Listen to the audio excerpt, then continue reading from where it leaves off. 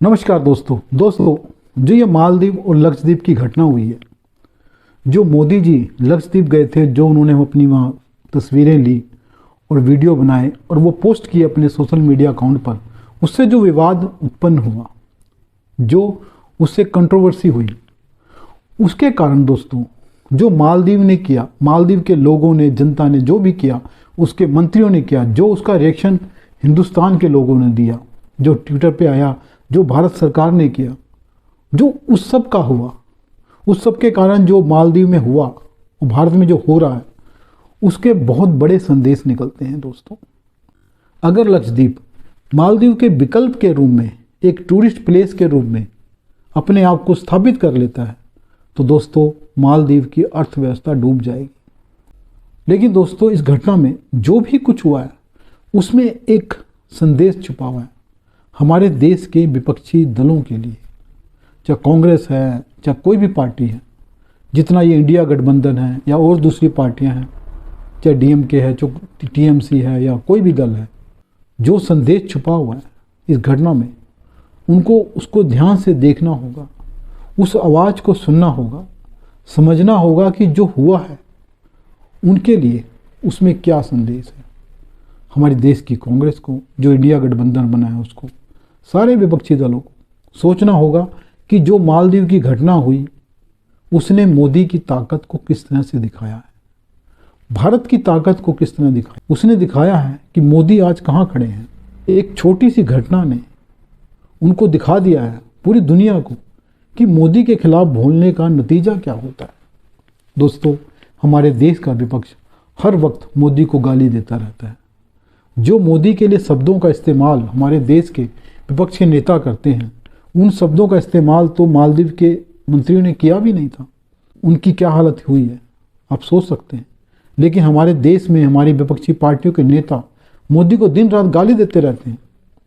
उसका नतीजा क्या हो रहा है, देश की जनता को क्या अच्छा लग रहा है। जब मोदी को गाली देने के कारण पूरा देश मोदी के पीछे खड़ा हो गया मालदीव के खिलाफ, तो क्या आपको नहीं लगता कि देश की जनता है, देश के लोग जो हैं, उनको मोदी को जब गाली देते हैं विपक्षी नेता, तो अच्छा लगता होगा, उनको बुरा लगता है। इस घटना से ये संदेश जा रहा है। अब उसको समझना चाहते हैं विपक्षी दल, नहीं समझना चाहते, अलग बात है। मैं मानता हूँ मोदी का जो कार्यक्रम है, उनकी नीतियाँ हैं, जो योजनाएँ हैं, उनका आप विरोध करिए। अगर उसमें कुछ गलत है, कुछ कमियाँ निकालिए, कहिए घोटाला हुआ है, ये गलत है, ये सही है, वो अलग बात है। लेकिन आप किसी चीज़ का विरोध नहीं करते, आप योजनाओं का, कार्यक्रम का, नीतियों का विरोध नहीं करते, आप मोदी का विरोध करते हो, क्योंकि आप सीधा किसी योजना या कार्यक्रम, नीति को गलत ठहरा देते हैं। लेकिन गलत क्या है ये आप नहीं बता पाते।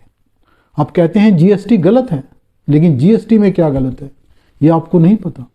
आप कहते थे कृषि कानून काले हैं, लेकिन कृषि कानूनों में क्या काला है आज तक कोई नहीं बता पाया। तो दोस्तों मोदी की नीतियों का विरोध करना सही हो सकता है, लेकिन नीतियों का विरोध गुण दोष के आधार पर, मेरिट डीमेरिट के आधार पर किया जाता है कि उसमें क्या कमी है, उससे देश को क्या नुकसान हो रहा है, देश की जनता क्यों परेशान है, तभी आप विरोध करें। देश की जनता खुश है और आपको नीतियां गलत लग रही हैं, तो ये आपकी कमी है। तो दोस्तों इस देश का विपक्ष मोदी के 10 साल बाद भी, मोदी को 10 साल शासन करते हो गए हैं, फिर भी इस देश का विपक्ष परेशान है। वो आज भी मोदी से लड़ रहा है अपने एग्जिस्टेंस के लिए। उसको अपने जीवन पे खतरा महसूस हो रहा है। कांग्रेस को पता है कि अगर इस बार नहीं जीती तो वो खत्म हो सकती है। सभी पार्टियां डरी हुई हैं कि अगर हम हार गए तो हमारा आगे चलकर क्या होगा। तो ऐसी क्या वजह है कि जो मोदी को हराने की जगह मोदी ताकतवर होते जा रहे हैं, मोदी कमज़ोर नहीं हो रहे हैं। इनके सारे हमले बेकार साबित हो रहे हैं। वो कुछ भी करें उसका कोई असर नहीं होता, मोदी इसका फ़ायदा उठाते हैं। तो दोस्तों इसकी सबसे बड़ी वजह मालदीव के जो प्रकरण हुआ है उसमें छुपा हुआ है संदेश। अगर विपक्षी दल इस घटना से सीखना चाहें तो बहुत कुछ सीखने को मिल सकता है। उनको समझ आ जाएगा कि मोदी क्या है और मोदी के प्रति जनता में जो प्रेम है, जो विश्वास है, वो क्यों है, वो कितना है। अगर इस देश का विपक्ष इन चीज़ों को समझ लेता है तो वो उसी हिसाब से रणनीति बना सकता है, उसी हिसाब से अपने कार्यक्रम बना सकते हैं। मोदी का विरोध करने का कोई फायदा नहीं है। मोदी की नीतियों का, कार्यक्रमों का, योजनाओं का विरोध करिए, क्योंकि ये देश नफरत से नहीं चलता। इस देश में नफरत चलती ही नहीं है। आप सिर्फ नफरत कर रहे हैं मोदी से।